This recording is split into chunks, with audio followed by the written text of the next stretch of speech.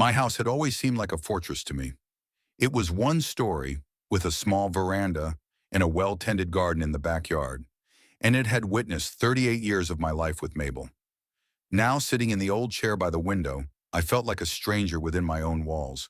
The chair, worn on the armrests, now stood not where I liked it, by the fireplace, but in the corner of the living room, from where I didn't obstruct the view of the television. Clive, would you mind not creaking that chair so much? We're trying to watch a show. The voice of Eloise, my only daughter, sounded annoyed. I froze involuntarily. The creaking of the floorboards under the rocking chair hadn't bothered anyone before. Mabel had even said that the sound reminded her of the quiet breathing of the house.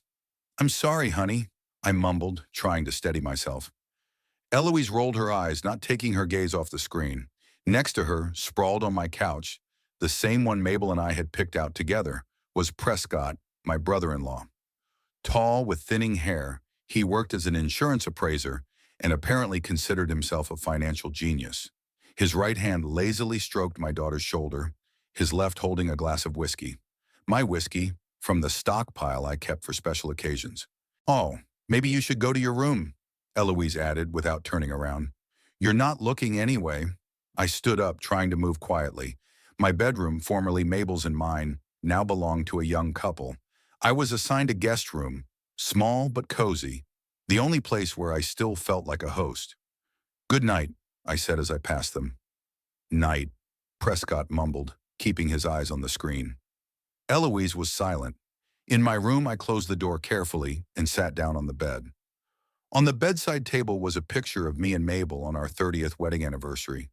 Her smile, warm and genuine, was the only thing that had warmed me for the past 5 years. 5 years. That's how long it's been since cancer took her. Quickly, ruthlessly, leaving me alone in a house full of memories. For the first year, I lived in a fog. I continued to work as a bus driver, though I could have retired long ago, just so I wouldn't be alone with the emptiness. Eloise visited me rarely. She was living in San Francisco, building a career in a travel agency. We'd never been particularly close, but after Mabel died, the gulf between us had grown deeper. And then, about a year ago, she suddenly called and said she was moving back to Modesto with her husband Prescott. They'd been married 2 years, a small ceremony that I was invited to after the fact. Daddy Press and I were thinking, "It's hard for you to be alone in a house this big, isn't it?" There was concern in her voice, but I could hear something else behind it. "We could move in with you, to help out around the house, to look after you." I was 66 and doing just fine on my own, but the thought of the house filling with voices again seemed tempting. I agreed. They arrived a week later, with 4 suitcases and plans to remodel the house. "Dad, this wallpaper is awfully old-fashioned," Eloise said the first night. "And this furniture, have you ever thought of redecorating?" "I like it the way it is," I answered then. "That's because you're used to it." She put her hand on my shoulder, as if explaining something to a child. "Believe me, you'll feel better once we get rid of all this stagnation."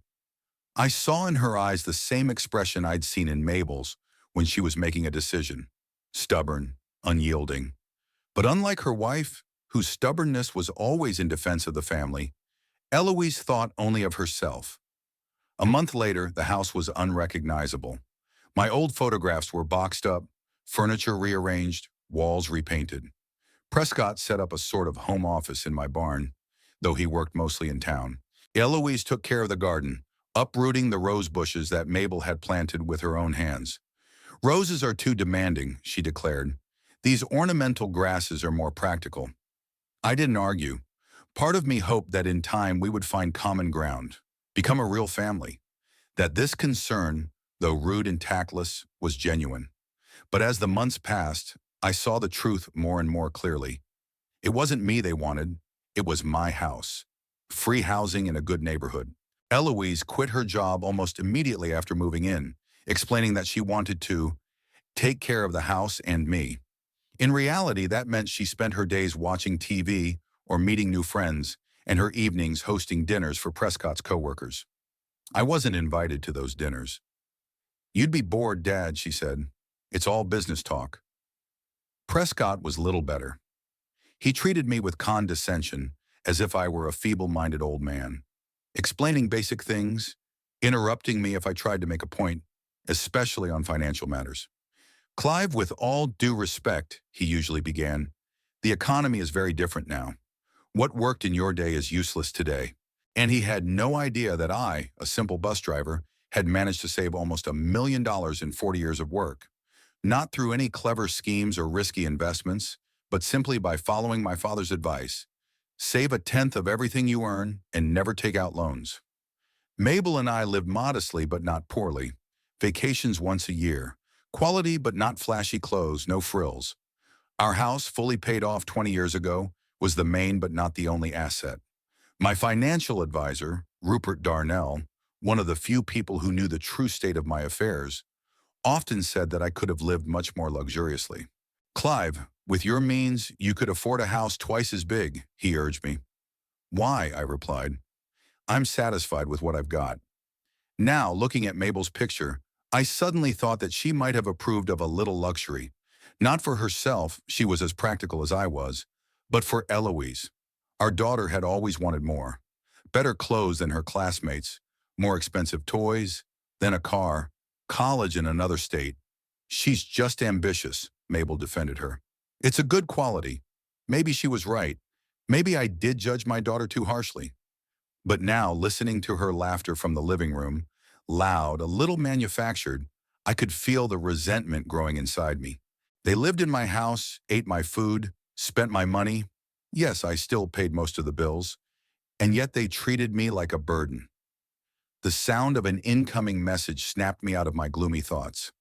I pulled my phone out of my pocket, a simple model that Eloise had called pre-doped, and saw Rupert's name on the screen. Clive, your shares are up another 8%.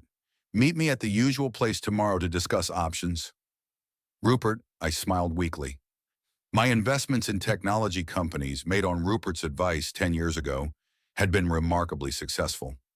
Especially successful for a man who, in his son-in-law's opinion, didn't understand modern economics. The morning began with the smell of coffee and the sound of a blender running. I climbed out of bed, pulled on an old but clean robe, and headed for the kitchen. Eloise was standing at the counter, blending some kind of green smoothie in a blender. Good morning, I said hello. She flinched. Daddy, you scared me. Good morning. I'm sorry, I didn't mean to. I made my way to the coffee maker. Can I? Yeah, sure. She stepped back, giving me access. Just don't touch my smoothie. It's a special recipe for detox. I nodded silently, pouring myself a coffee. Eloise turned off the blender, poured the contents into a tall glass, and took a sip, wrinkling her nose slightly. Hakunom. We have a big night tonight, she said finally. Dash Press has invited Hugo Mulder to dinner. Who's that? I sat down at the table where I'd once had breakfast with Mabel. Dad, we talked about this last week. Eloise rolled her eyes. Hugo is a very important client of Press's. He's the director of construction at Valley Development. If Press impresses him, they could land a big contract. Ah, I took a sip of coffee. So, what, we're having dinner here? No, of course not. Eloise set the glass on the counter. At the Moonlight. It's a new restaurant downtown, very exclusive. I nodded, expensive then. And then I knew what would follow. We thought you might join us, she added with a strained smile. Why? I asked bluntly. You said it was a business dinner. Yes, but... She hesitated. Hugo's bringing his wife, and we thought it'd be nice if we had, well, 4 of us. I stared at her in silence, waiting for her to continue. And also, she came and sat across from me. Dad, we'd like you to pay the bill. Here it is. I had been waiting for this from the moment she talked about dinner. Why me? I asked, even though I knew the answer. Because it's important to Prez. She put her hand on mine, as if comforting a child. And because you have nowhere to spend the money anyway. And we need to make an impression. I took my hand away. Eloise, I don't have much in savings. The pension...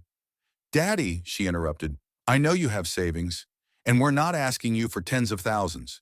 Just one dinner, for your daughter and son-in-law. I sighed. It was easier to agree than to argue.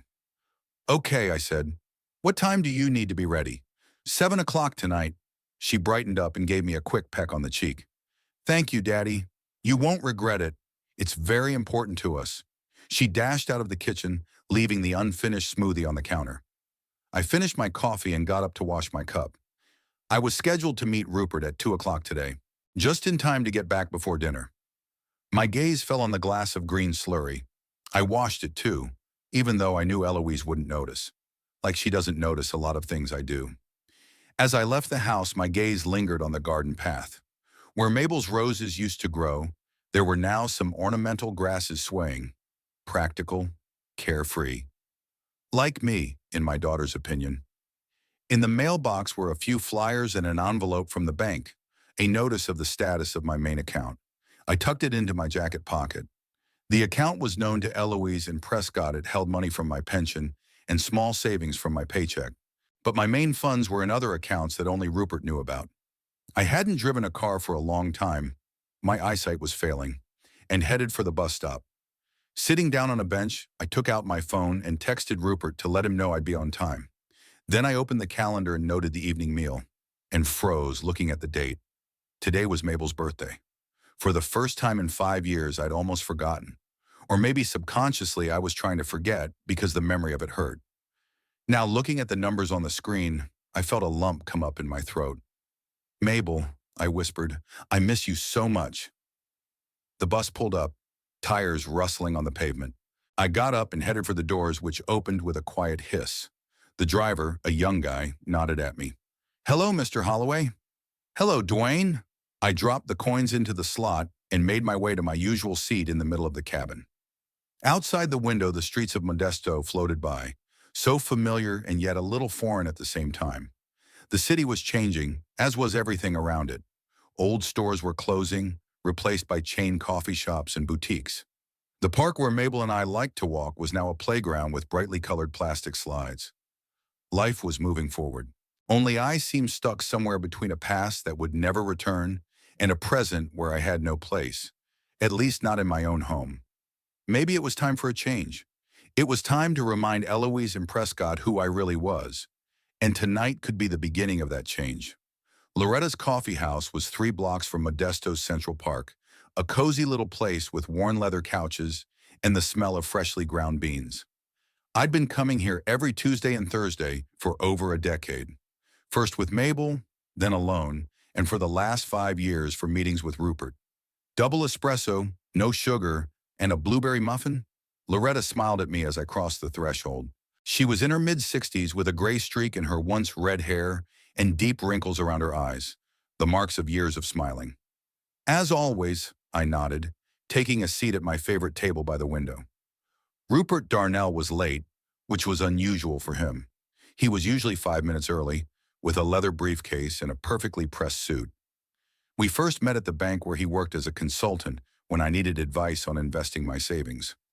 Rupert was not only a good financier, but also a pleasant conversationalist, one of the few people who didn't look at me like a hopelessly outdated old man. Loretta brought my order and lingered for a moment. "How are you, Mr. Holloway? I haven't seen you and your daughter in a while." I smiled weakly. "Eloise is busy. Work, you know." That was a lie.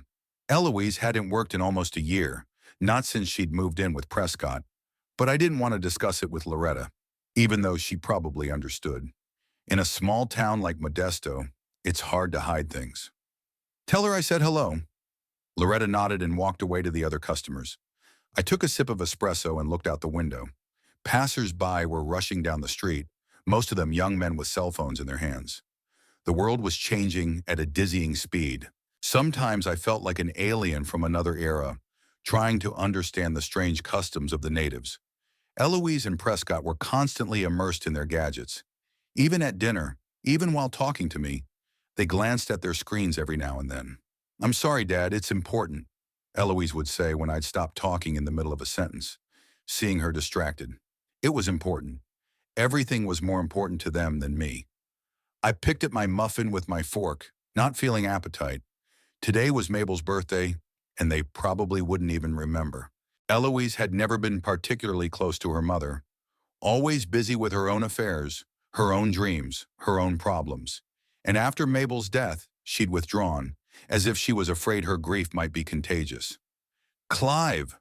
Rupert's voice snapped me out of my musings. He was standing at the table, a little out of breath, sweat dripping down his forehead.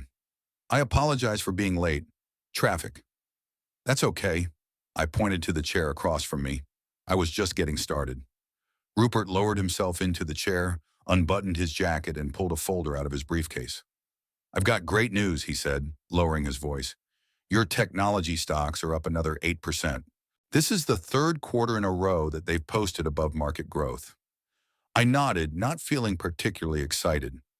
Money has never been an end in itself for me, more a means of providing a quiet life for me and my family. And what does that mean in real numbers? I asked, taking another sip of coffee. Rupert opened the folder and showed me a printout with graphs and figures. Your total investment portfolio is now worth $1,326,000, he said with undisguised pride, plus your accounts in real estate. Clive, you're a millionaire almost 1.5 times over. I looked at the figures without much enthusiasm. Millionaire. It sounded strange. All my life, I'd been just a bus driver, a man who drove people from A to B in all kinds of weather, 50 weeks a year. Mabel and I had never lived large, preferring to save for a rainy day. Who knew that a small but regular investment would turn into so much money in 40 years? What do you want to do next? Rupert asked, seeing my thoughtfulness. We could reinvest the profits or withdraw some of the money. Perhaps you want to buy something? A new house? A trip? I shook my head. Nothing yet. Let the money work. Rupert sighed. Clive, with all due respect, at your age, it's time to start enjoying life. Your investments can earn you about $7,000 or $8,000 a month in passive income without touching your principal. I grinned. And what am I going to do with that kind of money? My pension is enough for me. Travel, Rupert suggested. Move to a warmer climate? Help my grandchildren with their education? That last remark stung. I didn't have grandchildren. Eloise had always said that children were too much responsibility, that she wanted to realize herself first. At 39, she was still realizing herself, moving from one job to another, from one city to another, now on my pension. I have no grandchildren, I said dryly. And frankly, I'm not sure Eloise is worthy of an inheritance. Rupert raised his eyebrows. Is something wrong? I sighed and told him about life with my daughter and son-in-law over the past year, how they'd gradually pushed me to the periphery of my own home, how they were using me as a source of free housing and money, how they were treating me like an old man out of his mind. And tonight, I concluded, they're dragging me to some important business dinner just so I can pay the bill. Rupert listened attentively, shaking his head now and then. Clive, he said at last, why do you put up with this? With your money, you could live anywhere you wanted without depending on their favor. I shrugged. This is my home, and she's my daughter, no matter what. Do they know about your actual finances? I shook my head. No. They think I only have a house and a little savings from my pension. Rupert leaned back in his chair, tapping his fingers thoughtfully on the table. Maybe it's time to open their eyes, he suggested. Not necessarily to show all the cards, but to let them know you're not as helpless as they think. I remained silent, pondering his words. Something inside me was resisting. All my life I had been a man of modesty, not fond of flaunting my wealth. Mabel was the same way. We believed that a man's real value was not in his money but in his actions, his attitude toward others. Would I be a better father if I spoiled Eloise with expensive gifts? I don't think so. More likely, I'd just raise an even more spoiled child. I'll think about it, I said finally. Rupert nodded and pulled another document out of his briefcase. While you're thinking about it, I'd recommend revising your will, he said. Given the situation, it might be worth considering other options for distributing your inheritance. A charity, for example. I picked up the document and took a quick look at it. According to my current will, all of my assets would go to Eloise, the sole heir, upon my death. You're right, I sighed. I'll think about that too. We ended the meeting by discussing some technical details of the investment portfolio. Rupert suggested that we reallocate the assets a little, increasing the proportion of more stable but less profitable instruments, given my age and my lack of need for active capital growth.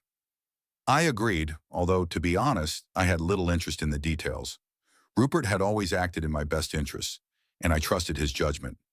"I'll see you in 2 weeks," Rupert said, putting the papers back in his briefcase. "If you have any questions, call me anytime." We said goodbye, and I was alone at the table, finishing my coffee.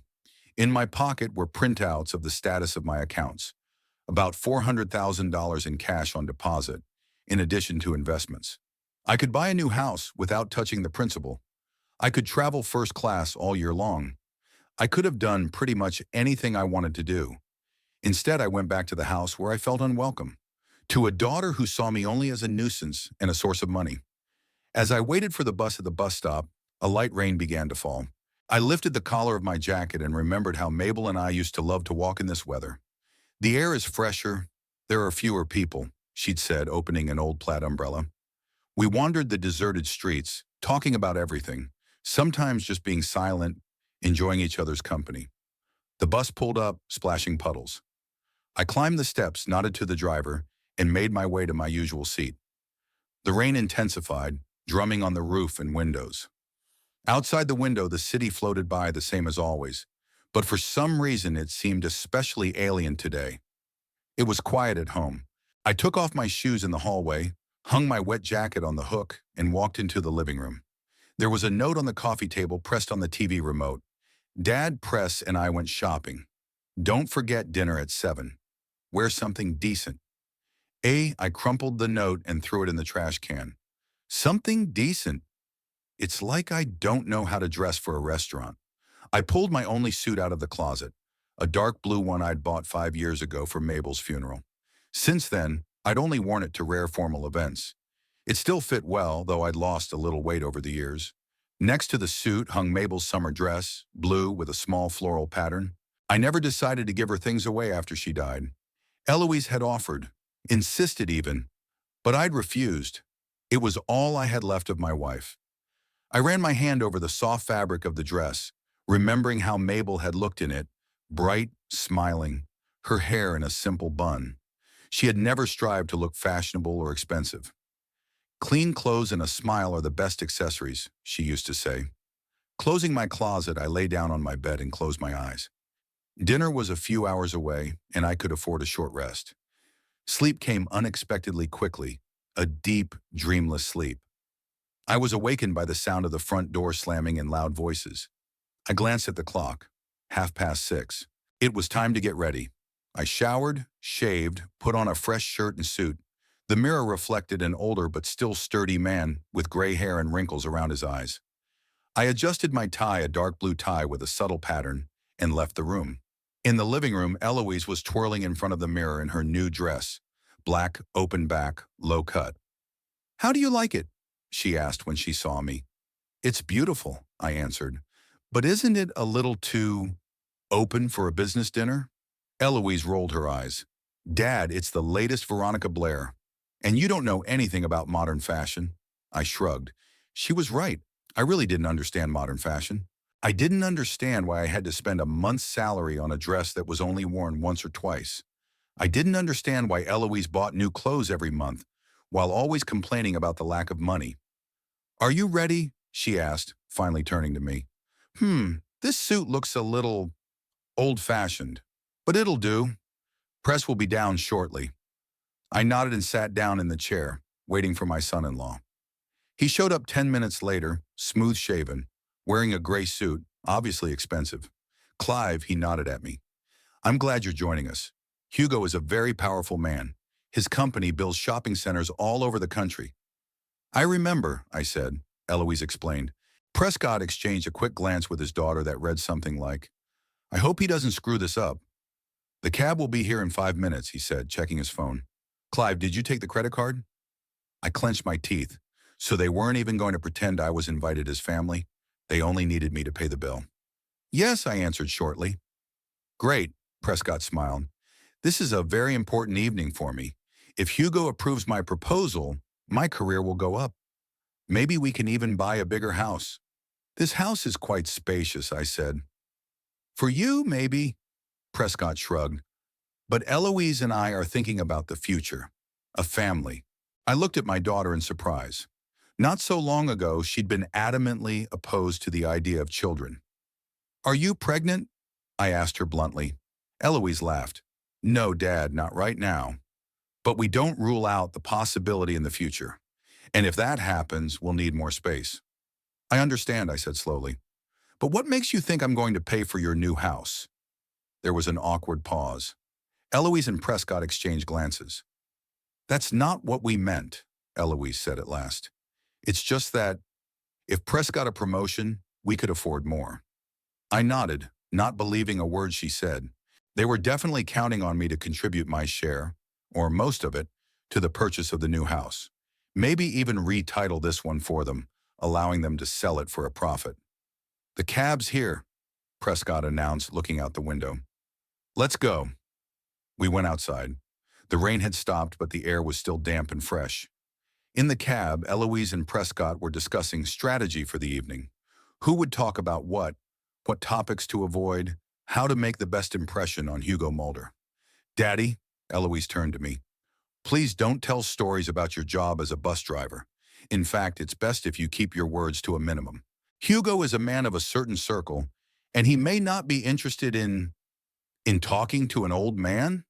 I finished for her. Eloise sighed. "That's not what I meant. It's just that tonight is Press's night, okay? Don't drag the attention to yourself." I turned away to the window, feeling the anger boiling up inside. When did Eloise become like this? When did my little girl that I used to ride on my shoulders around the park turn into this cold, calculating woman? Maybe she'd always been like this, and I just didn't want to see it. Or was it Prescott's influence? I remembered how happy her face had been when I first let her ride the bus to school on her own. She was 12, and she felt so grown up. Every day she would get on my bus. I had arranged her shifts so that I could drive her and proudly show her bus pass. "Careful, Daddy," she'd say, hiding a smile. "You're treating me like a regular passenger." And then she grew up, went to college in another city, started coming home less and less often. Her phone calls got shorter and more formal. At Mabel's funeral, she was distant, like she was in a business meeting, not saying goodbye to her mother. And now we were sitting in a cab, heading to a dinner I was supposed to pay for, but at which I wasn't supposed to speak, for the sake of the career of a man who looked at me with poorly concealed contempt. Something about this situation was deeply wrong. And it wasn't even about money. It was about respect. It was about recognizing that I was a human being, not an ATM machine or a museum piece to be hidden from decent society. The car stopped in front of the Moonlight Restaurant, a modern glass and metal building with a pretentious sign and a doorman at the door. Such places always seemed artificial to me, devoid of soul. Mabel and I preferred small family restaurants where they knew you by name and remembered what you liked. "Here we are," Prescott announced as he paid the cabbie. Hugo and his wife should be inside by now." Eloise fixed her hair and smoothed her dress. "Remember, Daddy," she said without looking at me, "this is an important night for us. Please don't ruin it." I nodded silently, feeling the decision that had been brewing in me all day take final shape. This evening would indeed become important, but not at all the way they expect it to be. The Moonlight Restaurant was even more pretentious on the inside than it was on the outside. Dimmed lights, minimalist interior in gray and silver tones, tables spaced far enough apart to give the illusion of privacy. The maitre d', a young man with perfectly styled hair and an indulgent smile, met us at the entrance. "Mr. Holloway?" He addressed Prescott without even looking at me. "Your guests are waiting for you." "Excellent." Prescott squared his shoulders and put his arm around Eloise's waist. "Lead the way." We walked across the room, maneuvering between the tables where people in expensive clothes sat, with straight backs and strained smiles. They all seemed identical, as if molded from the same dough. Faceless mannequins playing some complex social game. In the far corner, a middle-aged couple sat at a table. The man, tall, with a square jaw and short-cropped gray hair, stood up when he saw us. He wore an impeccably tailored suit that seemed to cost more than my monthly pension. The woman next to him, a lean blonde with a professional smile, remained seated, only tilting her head slightly in greeting. "Hugo!" Prescott smiled broadly, extending his hand. "It's good to see you. Allow me to introduce my wife, Eloise, and her father, Clive. Hugo Mulder shook Prescott's hand, then Eloise's, holding her palm in his a little longer than necessary. To me, he just nodded, not even extending his hand. This is my wife, Veronica, he introduced the woman. Pleased to meet you, she smiled, giving Eloise an appraising look. What a stunning dress. Thank you, Eloise glowed. It's a new model from Veronica Blair, the woman finished for her. I recognize the design. I have a few of her pieces. We sat down at the table. Eloise and Prescott next to the Mulder couple, me a little apart, as if I were a casual acquaintance rather than a family member.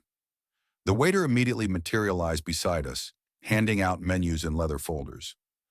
Let me recommend our signature champagne to start, he said in a slight French accent that seemed too perfect to be real. Excellent idea, Prescott nodded, not looking at the prices. Sorm, a bottle of your best champagne. I opened the menu and choked when I saw the prices. Dinner for one was half my monthly pension. I glanced at Eloise, but she seemed oblivious to my confusion, chatting passionately with Veronica about the latest fashions. So, Prescott, Hugo Mulder's voice was deep and confident. Tell me more about your proposal. I've had a quick look at the documents you sent, but I'd like to hear from you personally. Prescott straightened up, his face wearing what I would call a business-like enthusiasm, a mixture of enthusiasm and seriousness designed to impress. Of course, Hugo. Our idea is a comprehensive insurance program for all Valley development properties.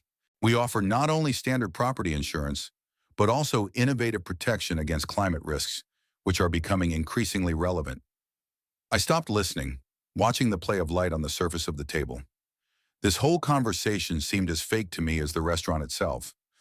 Prescott spoke confidently, but I knew him well enough to notice the nervousness in the way he tapped his fingers on the table and adjusted his tie too often. The waiter returned with champagne, ceremoniously uncorked the bottle with a theatrical clap, and poured the sparkling beverage into tall glasses. To fruitful cooperation, Prescott proclaimed, raising his glass. Everyone seconded the toast. I took a small sip. The champagne was good, but not enough to justify its price. What do you do, Mr. Holloway? Veronica asked suddenly, addressing me for the first time that evening. I noticed Eloise's shoulders tense. I'm retired, I answered calmly. I worked as a bus driver in Modesto for almost 40 years. How informative, Veronica smiled politely, but there was a twinkle of disappointment in her eyes, as if she had hoped to hear something more impressive. You must have seen a lot of interesting people. Oh yes, I nodded. The bus is kind of a cross-section of society, from school children to businessmen, from housewives to professors. They all end up in the same seats at some point, subject to the same rules. Dad, Eloise intervened with a strained smile. I'm sure Veronica will be interested to hear about your travels. Remember that trip to Hawaii with Mom? I took the hint. Talk about anything but your unappreciated job.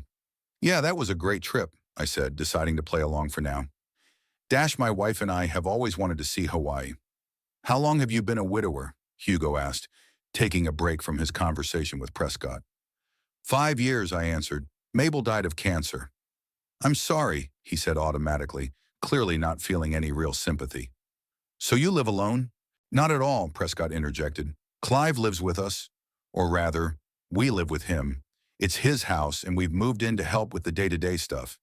You know, at his age, it's getting hard to manage on your own. I could feel my cheeks starting to burn with irritation. At 67, I was perfectly capable of taking care of myself. How noble of you, Veronica said approvingly. Not many young couples are willing to sacrifice their independence to take care of the older generation. Prescott smiled modestly, accepting the undeserved praise.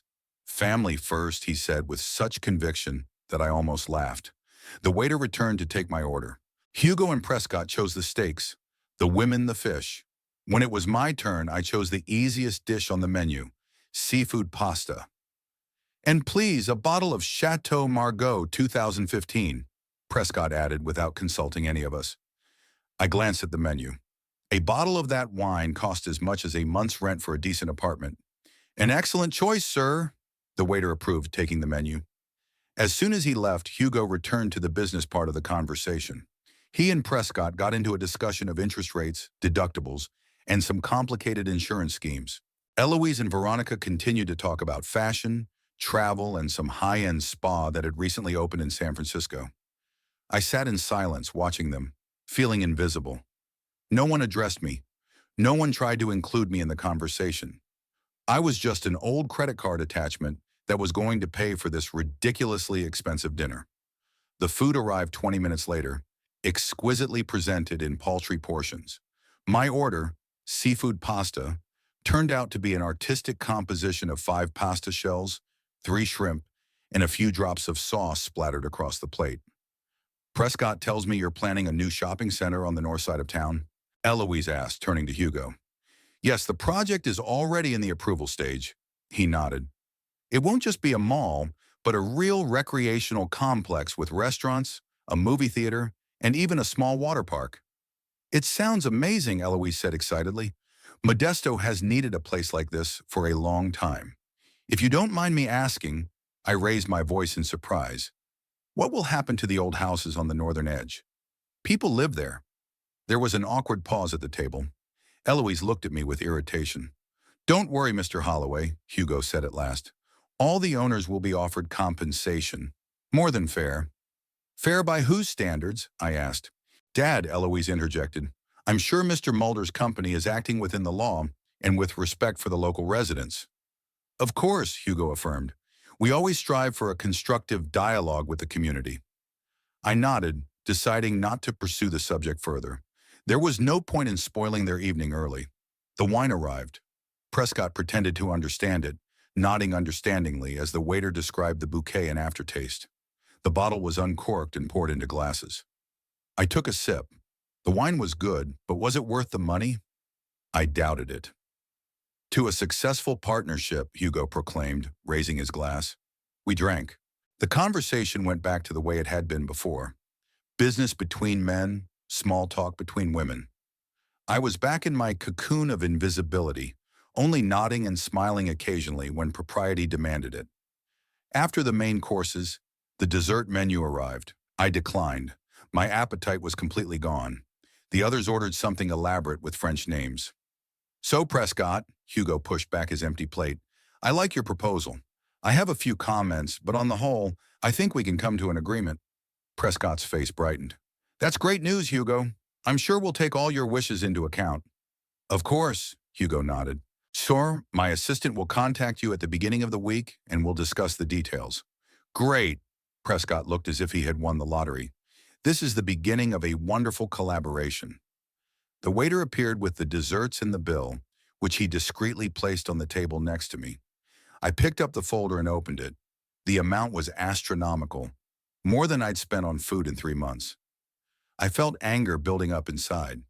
This whole evening had been a farce, a waste of money for the sake of impressing someone they barely knew. And I was supposed to pay for this spectacle? Prescott cast a waiting look at me. Eloise looked in my direction too, nodding slightly. Go ahead and get the card. No, I said, closing the binder. What? Eloise asked, disbelieving me. I said no, I said louder.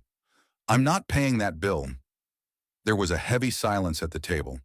Hugo and Veronica looked at each other. Dad, Eloise hissed, leaning toward me. What are you doing? We had a deal. No, Eloise, I shook my head. We didn't have a deal. You just set me straight. You always do. Prescott laughed nervously, turning to Mulder. I apologize for the misunderstanding. Clive can be willful. Wayward? I raised an eyebrow. Interesting word for a man who refuses to pay for his own business dinner. Nurininu. Clive, please. Prescott smiled, but his eyes threw lightning bolts. Dash. Not now. When? I asked. When would be a good time to remind you that I'm not an ATM? Eloise turned pale with anger and embarrassment. Hugo and his wife were watching our altercation with ill-concealed interest. Maybe we should leave you two to settle a family matter, Hugo suggested, making a movement to stand up. No, Prescott objected quickly. It's all right. Clive's just kidding, aren't you, Clive? He looked at me pleadingly. No, I said firmly. I'm not joking. I'm not paying for this dinner. If you need to impress Mr. Mulder so badly, pay for it yourself. Eloise jumped up suddenly, leaned toward me, and slapped me across the face. The sound of the blow echoed through the hushed restaurant. "How dare you?" she shouted, shaking with rage.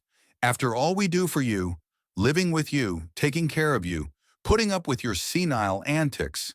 I rubbed my cheek, feeling it burn. A few customers at neighboring tables turned curiously in our direction. "Eloise, sit down," Prescott said through gritted teeth. "You're making a scene." But Eloise was too angry to stop. "You ungrateful old man, Dash," she continued. "If it hadn't been for us, you'd be rotting alone in your little house." "Our little house," I corrected calmly, "which, as you kindly reminded me, belongs to me." Prescott jumped up too, his face flushed with anger and humiliation. "Old man," he hissed, leaning toward me, "either you pay the bill now, or you can forget you have a house. We'll throw you out on the street, do you understand? We'll find a way." I slowly stood up, straightening to my full height. Despite my age, I was still a couple of inches taller than Prescott. Looking him straight in the eye, I said, "Try it." Then I turned to the embarrassed Mulder couple. "I apologize for this unpleasant incident. I suppose you should find out who you're going to be doing business with." I pulled from my inside jacket pocket the envelope of documents I'd taken from Rupert today. I unfolded the first sheet, a statement from my main investment account, and placed it on the table in front of the astonished Hugo. "This is my investment portfolio," I explained. "As you can see, it's worth $1,326,000, and that's not counting the cash on deposit, about $400,000 more." Hugo's eyes widened as he looked at the document. Veronica leaned over to look at it too, and couldn't hold back a surprised sigh. "But," Eloise started, looking at the numbers in confusion. "And this," I pulled out a second document, "is a certificate of title for a house in Modesto at 19 Cloverfield Street. My house, which is fully paid off 20 years ago and belongs exclusively to me, Clive Holloway." Prescott's face went pale, then red, and then pale again. "It can't be," he muttered. You're just a bus driver." "Yes," I nodded. "A simple driver who had saved a tenth of every paycheck for 40 years and invested wisely with the help of a good financial advisor. A simple driver who never showed off or tried to impress people by spending money on useless luxuries." Eloise sank back into her chair, her face expressing a mixture of shock, disbelief, and a budding realization. "And you know what?" I turned to Mulder.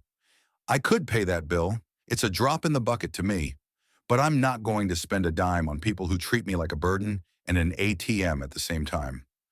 I gathered up the papers and folded them neatly back into the envelope. "By the way, Eloise," I added, looking at my stunned daughter, "since you were kind enough to remind me about home ownership, I want to let you know that I expect you and Prescott to move out within the month. And yes, I will insist." Eloise's face, already pale, turned completely white. "Samuel, Papa, you can't," she began. "I can," I interrupted her, "and I will." I turned to the stunned Mulders. "Again, I apologize for the unpleasant incident. Have a nice evening." With those words, I turned and headed for the exit of the restaurant, leaving behind 4 shocked people and an unpaid bill. And for the first time in a long time, I felt truly free. I took a cab home. The driver, an elderly man with a thick gray mustache, cast curious glances at me in the rearview mirror the whole way, apparently noticing my agitated state, but he didn't ask any questions. I was grateful for that silence. I needed time to process what had happened. Eloise's slap still burned on my cheek, but the physical pain was nothing compared to the mental pain. My daughter, my only child, had slapped me in front of strangers, and her husband threatened to kick me out of my own home, the very house I bought before she was born, where every corner was imbued with memories of our married life. How did we get to this point? At what point did my little girl turn into this cold, calculating woman, ready to humiliate her father for the sake of her husband's career prospects? The cab stopped in front of the house. I paid, leaving a generous tip, and got out. The night air was cool and crisp. The stars shone brightly in the cloudless sky. Mabel and I had once loved to sit on the porch on warm evenings, admiring the stars and talking about nothing. Now I stood alone, feeling a strange mixture of release and bitterness. The house greeted me with darkness and silence. I didn't turn on the light in the hallway, preferring the semi-darkness. Walking into the living room, I sat down in my old chair by the window and closed my eyes. For the first time in a long time, I felt like I had done the right thing. Rough, perhaps, but fair and just. I don't know how long I sat like that, immersed in my thoughts. I was brought out of my reverie by the sound of the front door opening and muffled voices. Eloise and Prescott had returned. They were arguing fiercely, though they were trying to keep their voices down. Couldn't have known, came Prescott's voice. He always lived so modestly. You should have checked, Eloise hissed. We were discussing the possibility of putting the house in our names. You said it would be easy. I thought he'd sign the papers if we had the right approach. How was I supposed to know the old man was sitting on a gold mine? I coughed. The voices were instantly silenced. A few seconds later, two silhouettes appeared in the living room doorway. Dash Daddy ? Eloise called out uncertainly. Are you here? Yes, I answered calmly. Prescott flicked the light switch. Bright light flooded the room, making me squint. They were standing in the doorway, confused, embarrassed, with remnants of anger and shock on their faces. Eloise took a step forward. Her makeup was smeared, as if she'd been crying, or maybe she just hadn't bothered to fix it. Daddy, we need to talk, she began. I agree, I nodded. Have a seat. They walked tentatively into the room. Prescott sank down on the couch, and Eloise sat next to him, clutching a small evening bag. Daddy, I'm sorry about what happened at the restaurant, she said, not looking me in the eye. I was freaking out. This dinner was so important to us. For you, I corrected her. Not for us. For the two of you, Eloise bit her lip. Okay, for us. But still, I shouldn't have. She stopped, clearly unable to say the word hit. Use physical violence, I prompted. Yes, you shouldn't have. Clive, Prescott intervened. We've all been a little overreacting. Let's just forget this incident and move on. I looked at my brother-in-law carefully. He was trying to smile, but it looked fake. Behind the mask of friendliness, I saw calculation and worry. Move on, I asked him again. In what way? Well, he spread his hands, continue to live as a family. Of course, with the new information, we might reconsider some aspects of our coexistence. What aspects? Prescott exchanged a quick glance with Eloise. Financial aspects, for example, he said cautiously. Obviously, we underestimated your capabilities. Perhaps we could think together about making some investments. Expanding the house? Buying a new house, I clarified, remembering their recent conversations. That's an option too, Prescott said. With your money, we could find something really nice, something that would reflect your status. I stared at him in silence, feeling the irritation growing inside.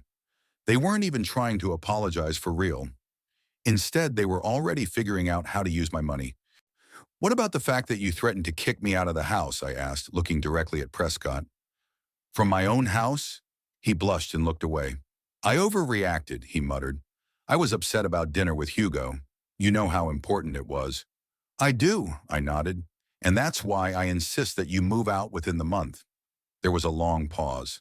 Eloise stared at me wide-eyed, as if she couldn't believe her ears. Daddy, you can't be serious, she said finally. We are a family. Family doesn't treat each other the way you've been treating me for the last year, I said firmly. A family doesn't manipulate, humiliate, or use each other. We never. Eloise started, but I held up my hand to stop her. Please don't lie right now, I said. You didn't move in with me to take care of me. You wanted free housing and access to my modest savings as you thought. You turned my home into your home, relegating me to the margins of my own life. You treated me like a pesky old man, tolerated only out of a sense of duty. And tonight you have finally shown your true attitude. Eloise lowered her head, rubbing the strap of her purse. Prescott sat motionless, his lips pressed into a thin line. We can fix this, Eloise said at last, looking up at me pleadingly. Give us a chance, Daddy. Why? I asked bluntly. So you can get access to my money? Or so I can rewrite my will in your favor? That's not fair, she exclaimed, tears glistening in her eyes. Yes, we may not have been perfect, but we really cared about you. You did? I raised an eyebrow. Name one example of that care. Eloise opened her mouth, closed it, opened it again, but couldn't say anything. We were here, she finally said. You weren't alone. Physical presence is not caring, I objected. I felt more alone with you than when I lived alone. Prescott stood up suddenly, his face contorted with anger. Enough of this farce, he said sharply. Eloise, he's not going to listen to us. He's already made up his mind. Wait, she began, but he interrupted. No, I'm not going to grovel any longer. If the old man wants to throw his own daughter out on the street, so be it. But don't expect us to come crawling back. I watched his outburst of anger calmly, noting how quickly the mask of civility fell away once he realized the manipulation wasn't working. I'm not kicking anyone out, I said flatly. You have a month to find a new place to live. With your income and opportunities, it is quite realistic. With what income? Prescott snapped at me. After today's fiasco, do you think Hugo Mulder will still want to do business with me? That's your problem, not mine, I shrugged. Oh, I didn't ask for this dinner, and I didn't promise to pay for it. You created this situation. Daddy, please. Eloise stood up and walked over to me, kneeling down next to the chair. Let's forget this whole nightmare. Let's start over. We'll be better, I promise. Her eyes were full of tears, and for a moment I saw a glimmer of sincerity in them. Maybe somewhere deep down inside she was truly sorry.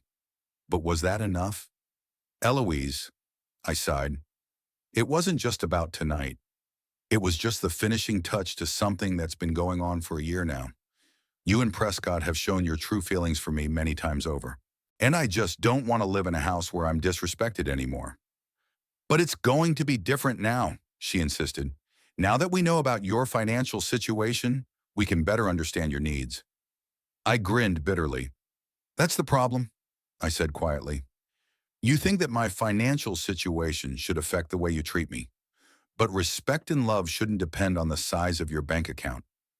Eloise was silent, tears rolling down her cheeks. Suddenly, she did something she hadn't done in years. She hugged me, tightly, desperately, pressing her face into my shoulder. I froze for a moment, not knowing how to react. Then I patted her awkwardly on the back. Daddy, please, she whispered through her tears. I don't want to lose you. Something inside me trembled. Maybe it wasn't too late. Maybe this shock would really make her reconsider. But then I noticed Prescott. He was standing behind Eloise, and the look on his face was calculating. He was watching this scene of reconciliation with cold interest, as if assessing its effectiveness. And I realized that nothing would change. Maybe they'll hide their attitudes better, play the role of a caring family, but their true feelings will remain the same. They only see me as a wallet, just a much thicker wallet than they thought. Eloise, I gently pulled her away. My decision won't change. You need to move out. She recoiled, disbelief and resentment reflected on her face. Are you really kicking out your only daughter? She asked in a shaky voice. After all we've been through? I'm asking you to find your own place, I corrected. That doesn't mean we can't maintain a relationship. If you really want to mend our relationship, we can work on that. But living together won't work anymore. Come on, Eloise, Prescott intervened, putting a hand on her shoulder. Apparently your father has made up his mind. Eloise stood up, wiping away her tears. You'll regret it, she said, suddenly turning cold. When you're all alone, you'll remember this moment. Perhaps, I agreed. But I'd rather be alone than with people who only see me as a source of money. You're unfair, she exclaimed. We cared for you. No, Eloise, I shook my head. You cared about yourself, and now you're upset not because I'm breaking the family bond, but because you're losing access to my money. She didn't deny it. She simply turned and walked quickly out of the room. Prescott paused for a moment. You're making a big mistake, Clive, he said quietly. Eloise is your only family.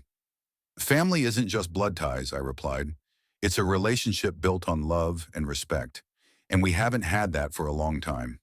He shrugged and followed his wife out the door. I heard them coming up the stairs, the slamming of their bedroom door.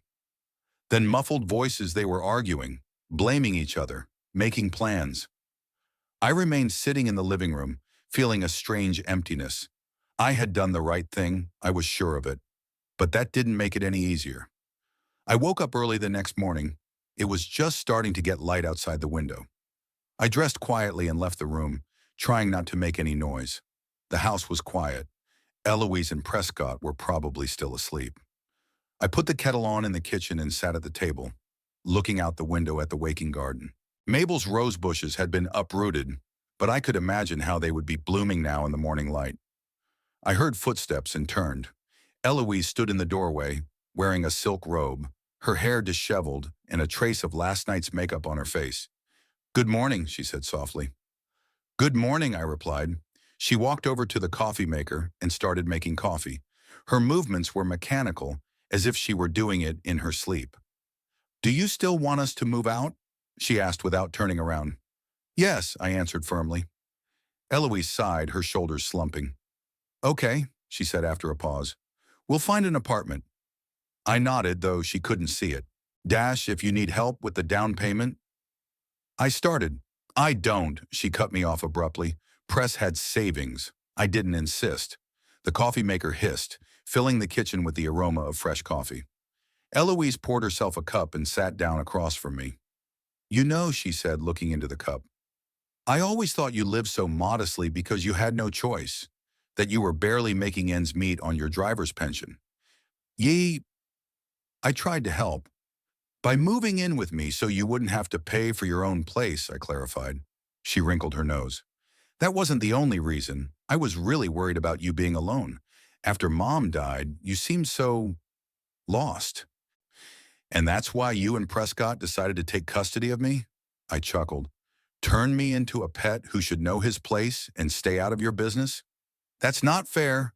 She set the cup down sharply, the coffee spilling onto the table. We were just, we were living our lives. If you were feeling aloof, you should have spoken up." "I have spoken, Eloise, many times, but you didn't listen." She opened her mouth to object, then closed it. A thoughtful expression appeared on her face, as if she was really trying to remember those conversations. "Maybe you're right," she finally said quietly. "Maybe we were too self-absorbed. But now that we know your situation, we could be more attentive to me," I finished for her. "Respect my opinion? Take an interest in my life? Why should it depend on my bank account, Eloise?"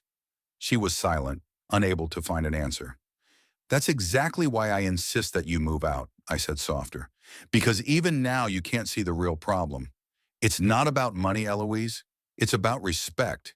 It's about recognizing that I'm a person with feelings and thoughts and dignity, not just an old relative tolerated out of obligation or inheritance." Eloise looked at me with a long stare, as if she were seeing me for the first time. Perhaps she did. Perhaps for the first time in years, she really saw me, not as a father, not as a wallet, but as a separate person. "I'll find us an apartment tonight," she said finally, standing up, "and we'll move out as soon as possible." "You have a month," I reminded her. "There's no need to rush." "No," she shook her head. "It's better to do it quickly. It'll be easier for everyone." I nodded, not arguing. She was right. There was no point in dragging this out. Eloise walked out of the kitchen, leaving the unfinished coffee on the table. I sat there listening to her coming up the stairs, to the slamming of the bedroom door, to the muffled voices she was telling Prescott about our conversation. The kettle had long ago boiled, but I had forgotten about it. Instead of tea, I stared out the window at the rising sun illuminating the garden and thought about what would happen next, about how I would live alone in this big house, about whether I would ever be able to rebuild a relationship with my daughter, a real, sincere relationship, not one based on financial interest. I didn't know the answers to those questions. I only knew that I had made the right choice, albeit a painful one. Sometimes you have to let go of what hurts, even if it's your own family. It was 3 days after our conversation in the kitchen. Eloise and Prescott had been quiet, almost invisible. They would leave early in the morning and return late at night, ostensibly in search of a new apartment. I rarely saw them, which was fine with me. The atmosphere in the house was tense, as if before a storm. On the morning of the fourth day, I called Rupert and asked him to recommend a good lawyer, just in case. Something in Prescott's demeanor alarmed me. He was too calm, too confident for a man about to be evicted from his home. "I'll send you Abigail Thorne's contacts," Rupert said. "She specializes in family law and property disputes. She's a very competent woman." "Do you think it will come to that?" I asked. Rupert was silent for a moment. "Clive, You're dealing with people who pretended to be a caring family for a year so they could live in your house and use your money, he said at last. I wouldn't be surprised if they tried to challenge your rights or make some kind of claim. I sighed. Rupert was right, but it still hurt me to think of my daughter as a potential opponent in a legal dispute. Call Abigail, Rupert advised. Counseling costs nothing, and peace of mind is priceless. After talking to him, I dialed the number he'd sent. Abigail Thorne was a soft-spoken, middle-aged woman with a clear, businesslike manner. After listening to my story, she asked a few clarifying questions and offered to meet in person the next day. Bring all the documents for the house with you, she said. The certificate of ownership, payment history, tax returns, everything you have. I want to have the full picture. The next morning, I gathered all the necessary papers and went to Abigail's office. It was located in a small two-story building in the business section of Modesto, modest but well-maintained. Abigail met me in a small, file-strewn office. In reality, she was even more businesslike, with short, graying hair, an austere suit, and minimal jewelry. Only her eyes gave away her warmth and humanity. Brown, attentive, with rays of wrinkles in the corners. Mr. Holloway, she shook my hand. Have a seat. Did you bring the papers? I nodded and laid the folder on the table. Abigail scrutinized the title deeds, the bank statements showing that the mortgage had been paid in full 20 years ago, the tax returns for the last few years. Everything is in order, she said finally. The house is all yours. No encumbrances or debts. Legally, you have every right to ask your daughter and son-in-law to move out at any time. But, I asked, catching the uncertainty in her voice. Abigail folded the papers back into the folder. But family matters are rarely legally straightforward, she said, especially when significant assets are involved. Are you saying your daughter and her husband were unaware of your financial situation? Until recently, no. And are they aware now? I nodded. That could complicate things, Abigail said thoughtfully. They might try to challenge your right to dispose of the property. They might say you're incompetent or under duress. But that's absurd. I resented it. I am of sound mind and good judgment. I can see that, Abigail smiled softly. But they won't have to prove your incapacity in court. It would be enough to sow doubt, to delay the process. Especially if they have a financial interest, I wondered. Could Eloise really do something like that? Declare her own father incompetent to gain control of his estate? Here's what I suggest, Abigail continued. We prepare a formal eviction notice with a reasonable time frame, say 30 days. It would be a legally binding document. If they don't move out within that time, we'll have grounds for further action. I agreed. Abigail drew up the document, I signed it, and she promised to deliver a copy to Eloise and Prescott by official courier. It's better that way, she explained. The personal delivery of the document will record the fact of notification. They won't be able to say they didn't receive it. Returning home, I felt a mixture of relief and anxiety. On the one hand, I had taken a concrete step toward resolving the situation. On the other hand, this formality had further distanced me from my daughter. The house was quiet. I walked to my room, sat on my bed, and stared at Mabel's picture for a long time. What would she say now? Would she approve of my actions, or would she try to find a way to reconcile with her daughter? My musings were interrupted by the sound of the front door opening. I heard Eloise and Prescott's voices, excited, agitated. They were talking loudly, not caring if I could hear them. Perfect. Prescott's voice sounded excited. We could live there for years with no rent. But what if Father finds out? Eloise sounded doubtful. How would he find out? We'll just say we found an apartment and move out. He'll be glad to be rid of us. And then, when things settle down, their voices got quieter. They went into the kitchen. I quietly left the room and walked down the hall, trying not to squeak the floorboards. I stood at the kitchen door, listening. The papers are ready, Prescott said. All I need is your signature, as his next of kin. Just a statement that you're concerned about his mental state. I don't know, Pres. Eloise's voice sounded uncertain. It just seems wrong. Is it right to kick your own daughter out of the house? Prescott objected. After all we've done for him, he's just an old, selfish cheapskate who's been hiding his money from you all these years. You're entitled to compensation. but to declare him incompetent, not permanently, Prescott assured her, just for the duration of the test, just long enough to delay the eviction process, and in the meantime, we can prove we're entitled to some of the property. After all, we've invested in this house renovations, furniture. With his money, Eloise objected quietly. Details, Prescott said. Humme, the important thing is that we can prove that we've contributed to the upkeep of the house. That's enough to claim at least part of it. I couldn't listen any further. Pushing open the door, I entered the kitchen. Eloise and Prescott froze like children caught red-handed. On the table before them were some papers, which Prescott hastily folded. So this is how you've decided to proceed, I said calmly. Declare me crazy and take the house. Papa, don't you understand? Eloise began, but I interrupted her. I understand perfectly well, I said. I've heard enough to get the whole picture. Prescott, I would advise you to reconsider this plan. It's not only immoral, it's legally questionable. What do you mean? Prescott straightened up, trying to look confident, but I could see the worry in his eyes. I just came from a lawyer, I said. All my papers are in order.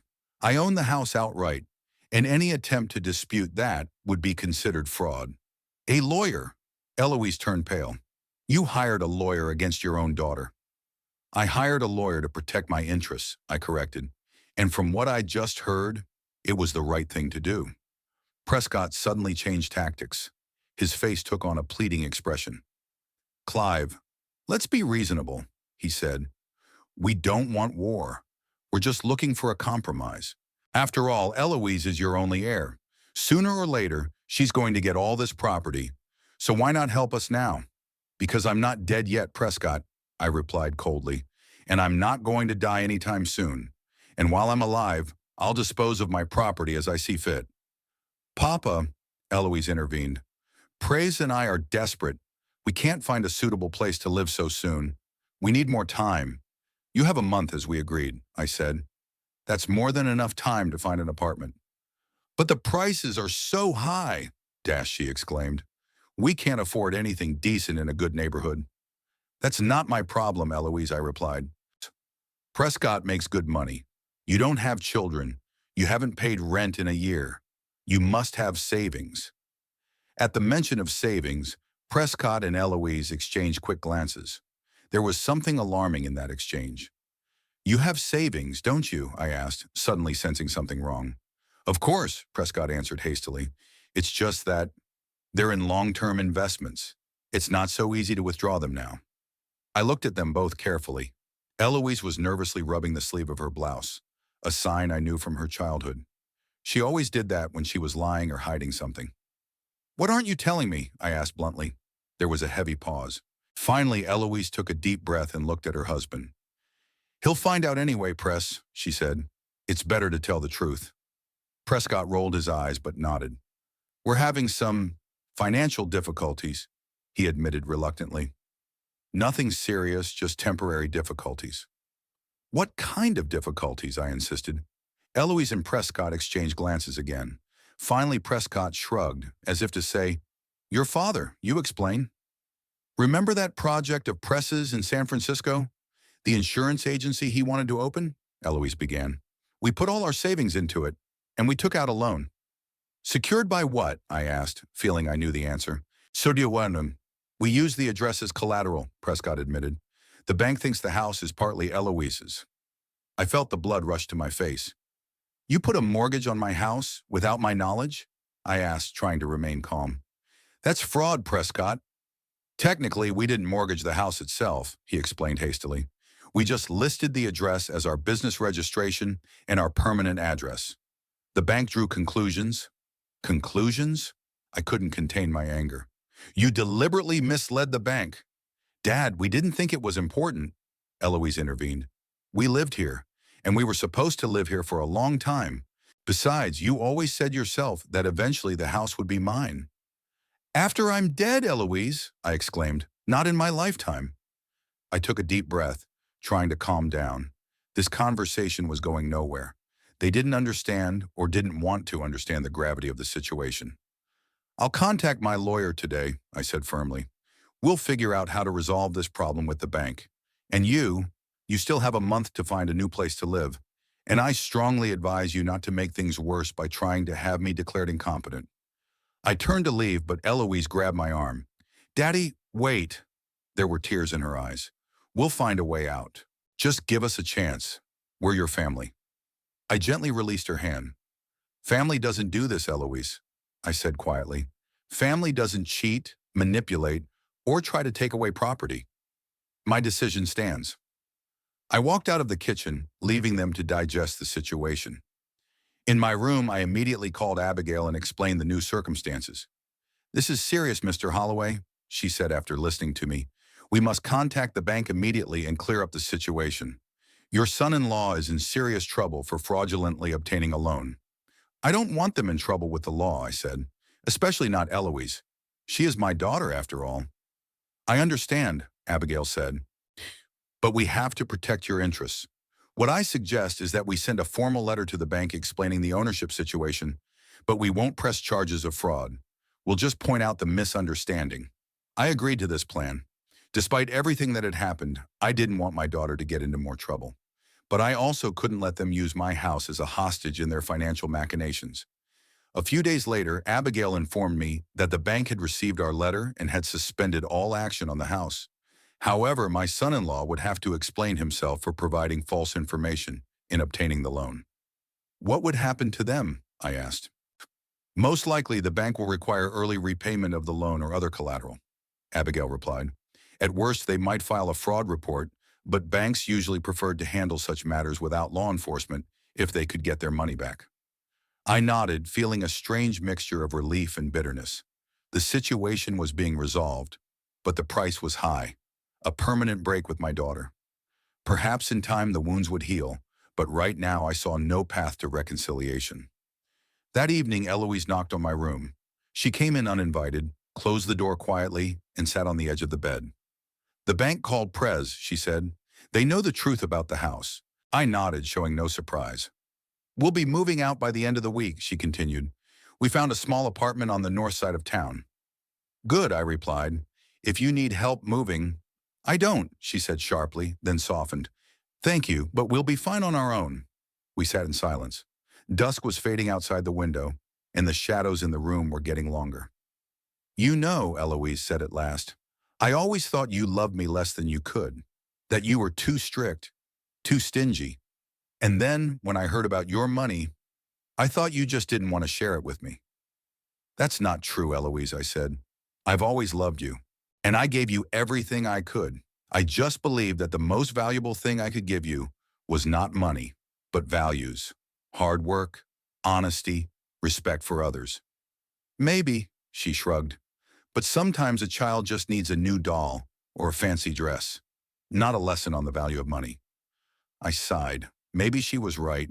Maybe I really was too strict, too fixated on financial discipline. But that didn't excuse their behavior over the last year. Anyway, Eloise stood up. We won't bother you anymore. Press will find a way to solve the problems with the bank. And I'll try to live my own life without counting on your help. She headed for the door but stopped, holding on to the handle. You're still my father, she said quietly. But right now I need time. We both need time. I nodded, not trusting my voice. She walked out, closing the door quietly behind her. I was left alone in the thickening darkness, with Mabel's picture and thoughts of how things could have gone differently. The house emptied a week later. Eloise and Prescott moved out on Sunday, loading their belongings into a rented van. I watched the process from the window of my room without going out to help. They'd made it clear they could handle it themselves. They didn't have much stuff, though. Most of the furniture and appliances belonged to me. The only things they owned were their clothes, their personal belongings, and their recently purchased big-screen TV. As the van disappeared around the corner, I walked around the house, noting the changes they'd left behind. Dents from heavy furniture on the living room rug, a wine stain on the couch they'd never been able to get out, peeling paint on the door jamb where Prescott had once dragged an exercise bike, the small scars that remain after a long coexistence, albeit not the happiest. Standing in the middle of the empty house, I suddenly realized clearly that I didn't want to live here anymore. Too many memories, first happy with Mabel, then bitter with Eloise and Prescott. The walls that had once protected me now seemed to shrink around me, reminding me of loss and disappointment. The next day I called Rupert and outlined my plan. I want to sell the house, I said without preamble. I need a small apartment, preferably in downtown Modesto, and a recommendation for a good realtor. Rupert didn't sound surprised. He'd always been the kind of man who made other people's decisions without question. I know a realtor, Lawrence Pierce. He specializes in premium real estate, but I think he can help with the sale of your house. And as for the condo, he paused. Ehsan, there are some nice options in the new Riverview development. Great location, Riverview, all the amenities. I think you'll like it. Thank you, Rupert. I was grateful for his no-nonsense, business-like approach. There's one more thing. I'd like to make a change in my will. The pause was longer this time. Are you sure, Clive? He asked at last. Absolutely, I answered firmly. After everything that's happened, I can't leave everything to Eloise. It would be wrong. I understand, Rupert sighed. I'll arrange a meeting with the notary. But if I may offer some advice, don't make any hasty decisions. Take a break. Think it over carefully. Family relationships are complicated, and decisions made in anger often lead to regret. His words made me think. Rupert was right.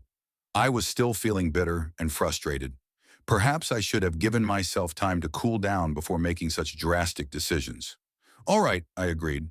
Let's focus on selling the house and buying the apartment for now. We'll come back to the question of the will later. Lawrence Pierce turned out to be exactly as Rupert had described him. Businesslike, efficient, and a bit terse. After looking at the house, he quoted a price that seemed a bit high to me, but he insisted. The neighborhood is up and coming, he explained, making notes on his clipboard. Sharum, there's a new school being built nearby, and houses here will only get more expensive. Besides, your lot is big enough, which is rare for this part of town. Don't cheap out, Mr. Holloway. I agreed to trust his expertise. We signed the contract, and a few days later the showings began. I tried to stay away during that time, spending hours at Loretta's Cafe or at the city library, reading old Rex Stout detectives. Mabel had always loved Nero Wolfe stories. I found the apartment in Riverview faster than I expected. It was a spacious two-bedroom on the 4th floor with a balcony overlooking the river. Furnished, tasteful, but no frills. I liked everything from the light-colored walls to the wood floors, from the built-in kitchen to the spacious bathroom with handrails for safety. A place for an older person who still appreciates comfort and independence. 3 weeks after showings began, Lawrence called with the news. There was a buyer for the house, willing to pay even more than the asking price. A young family, he explained. 2 kids looking for a good neighborhood. They really liked your garden, especially the plot where, they said, there used to be roses. I smiled. Mabel's roses. Maybe the new owners would put them back where they belonged. The thought suddenly warmed me. When do they want to make the deal? I asked. As soon as possible. They're ready to put down a deposit this week. If you're happy with the price, we can start the paperwork. The price was more than generous. I agreed and the process began. The move into the new apartment was scheduled for the following week, between the signing of the sale papers and the final handover of the keys to the new owners. That evening, sitting in my old chair by the window, I reflected on the strange turn my life had taken. A year ago, I had been a lonely widower. Then I had briefly found my family again, albeit not the family I had dreamed of, and now I was alone again, but by choice. And that choice, oddly enough, brought me relief. I pulled out an old photo album I kept in my dresser. I flipped through the pages, lingering on the pictures of Mabel and me traveling to Hawaii, the only long-distance trip we could afford. We'd always dreamed of more, a Mediterranean cruise, a trip to Japan to see the cherry blossoms, a trip through the golden ring of Russia. We were making lists of places we would go someday, saving money for later. And then it was too late. Mabel got sick and all the plans fell apart. Now I had the means to do all that traveling, but no Mabel to share the experience with. The irony of fate, bitter and inexorable. And yet, why not go on these journeys alone? In memory of Mabel, with her picture in my wallet, her dreams in my heart. The idea, which at first seemed almost sacrilegious, gradually began to take shape. I imagined myself on the deck of a cruise liner, in the ancient temples of Kyoto, in the streets of Suzdal. Yes, I would be alone, but not lonely. In a way, Mabel would always be with me. The decision came suddenly, but firmly. After selling the house and moving, I'm going to take a trip. Not just a vacation, but a real trip around the world, covering all the places on Mabel and I's list. I'll do it for her, for me, for the life we planned but couldn't live together. The morning after, I called the travel agency and made an appointment for a consultation. I started making a list of things to take with me and things I would have to get rid of before I left. I felt a strange excitement, as if I were starting a new chapter in my life. The last, perhaps, but no less important. The day I signed the papers to sell the house, I had mixed feelings. Saying goodbye to the house where I had lived for nearly 4 decades was painful, but also in some ways liberating. It was as if I was shedding the heavy weight of the past, taking a step into an unknown, but full of possibilities future. The young family buying the house was at the signing, an energetic couple in their 30s with 2 twin boys about 5 years old. The children ran excitedly around the garden while the parents discussed the final details of the deal with the realtor. "We're so glad we found this house," the woman Tessa told me, smiling genuinely and warmly. "It's exactly as we dreamed it would be, with character, with history. It's been a good home," I replied. "I hope it will be like that for you too." "Oh, we're already planning changes," her husband Kevin interjected. "We want to expand the kitchen, maybe add another bathroom, and we'll definitely rebuild the rose garden." Tessa loves roses. I nodded, feeling oddly satisfied. The house would live on, filled with new voices, new dreams. It felt right. After signing all the papers, I received a check for an impressive sum. Now, with my savings and investments, I wasn't just financially secure, I was rich. Rich enough to afford all the things that Mabel and I had only dreamed of. The move to the new apartment went quickly and smoothly. I took with me only the essentials and the things dearest to my heart: a rocking chair, a few books, photographs, memorabilia connected with Mabel. The rest I either sold or gave to charity. It turned out to be surprisingly easy to part with things that once seemed an integral part of my life. The apartment at Riverview quickly began to feel like home. Spacious, bright, and with a beautiful view of the river, it provided a sense of peace that I had been missing for the past year. In the evenings, I would sit on the balcony, look at the water, and think about the upcoming trip. The voyages were bought, the suitcases were almost packed. I was starting a new chapter of my life. It was on one such evening, about 2 weeks after moving in, that the doorbell rang. I wasn't expecting company and was surprised to find Eloise on the doorstep. She looked tired, gaunt. She was dressed simply jeans, a sweater, minimal makeup. She didn't look like the glamorous woman who'd rolled her eyes at the sight of my old-fashioned suit. "Daddy," she said hesitantly, "can I come in?" I stepped back silently, letting her into the apartment. She looked around, clearly surprised by the comfort and modernity of the furnishings. "It's a beautiful apartment," she said. "It looks, expensive." "Have a seat." I pointed to the couch in the living room. "Would you like some tea?" "No, thanks." She sat down, clutching her purse nervously. I came to talk. I sat down in the chair opposite, waiting for her to gather her thoughts. Eloise took a deep breath. "I heard you sold the house," she began. "Yes," I confirmed. "A week ago. Nice family with kids. They're going to rebuild Mom's rose garden." Eloise flinched at the mention of the roses she'd so unceremoniously uprooted. "I didn't know," she said quietly. "I thought you just wanted us to move out. But you were going to stay there." I shrugged. "Too many memories, both good and bad. I decided to start with a clean slate." Eloise nodded, looking at her hands. "I want a clean slate too, Daddy," she said finally. "With you." "Yeah, I've been doing a lot of thinking these past weeks, and I've realized how horrible things Press and I did to you." I was silent, not knowing whether to believe the sudden remorse. "We did use you," she continued, seeing my restraint. "Your house, your money, and treated you without proper respect. It was wrong, and I apologize." The words sounded sincere, but something in her gaze and the way she kept looking back at the apartment's furnishings made me doubt it. What's wrong, Eloise? I asked bluntly. Why did you suddenly decide to make up after weeks of silence? She flinched as if I'd hit her. Is it so hard to believe that I just want to make things right with my father? There was resentment in her voice. After everything that had happened? Yeah, it's hard, I answered honestly, especially when you come right after you find out the house is sold. Eloise lowered her eyes. Okay, she said quietly. I won't lie. Press and I are in trouble. The bank is demanding early repayment of the loan, threatening a lawsuit for making false statements. We can barely make ends meet. The rent eats up almost all of Press's salary. And you're here for the money, I finished for her. Not only that, she exclaimed. Yes, we need help. But I really miss you, Dad. I'm really sorry about the way things turned out. I sighed. How I wish I could believe her. How I wish this reconciliation had been genuine and not driven by financial desperation. How much do you need? I asked. Eloise said it was a considerable sum, but not unaffordable for me.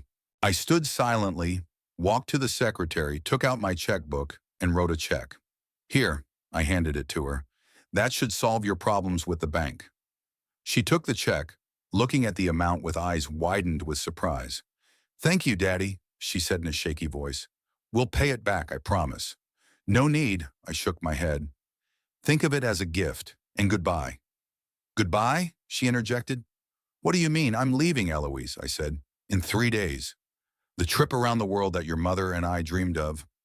I'll start in the Mediterranean, then Japan, Russia. I don't know when I'll be back. Maybe in a year, maybe later. Eloise looked shocked. You're leaving? Just like that? What about... She stopped talking, apparently realizing that she wanted to say, what about us? I have a chance to fulfill a dream, I said calmly. A dream your mother never got a chance to realize. I'll do it for her, and for me. I understand. Eloise looked confused. It's just... I was hoping that we could work things out, spend time together. Maybe someday, I replied. But not now, Eloise. Too much has been said and done. I need time and distance. She nodded, clutching the check in her hand. Can I at least write to you? Or call you, I wondered. Despite everything, she was still my daughter, my only child, the only connection to Mabel left in this world. You can, I finally said. I'll leave you the contacts. Eloise stood up, stepped toward me hesitantly, as if she wanted to hug me, but stopped when she saw my restraint. Thank you, Dad, she said, for everything. Have a good trip. She walked out, closing the door quietly behind her. I stood in the middle of the living room, feeling strangely empty and free at the same time. Maybe in time the wound would heal. Maybe someday we could restore at least a semblance of a normal relationship. But not now. Right now, I needed to go my own way, and she needed to go hers. The day I left, I woke up early. I packed the last of my things, checked my papers, locked up the apartment. The cab was due at 8 in the morning to take me to the San Francisco airport, where I was flying to Barcelona, the first stop on my round-the-world trip. Standing at the window waiting for the cab, I looked out at the river shimmering in the morning light. Life had taken an unexpected turn, and instead of clinging to the past, I had decided to move into the future. Alone, but not alone. With the memory of Mabel in my heart, and with the hope that it was not too late to find new meaning, new experiences, new joy. The cab pulled up right on time. I took one last look around the apartment, picked up my suitcase, and walked out, closing the door behind me. Ahead was a new day, new horizons, a new life, and I was ready for this journey, in every sense of the word.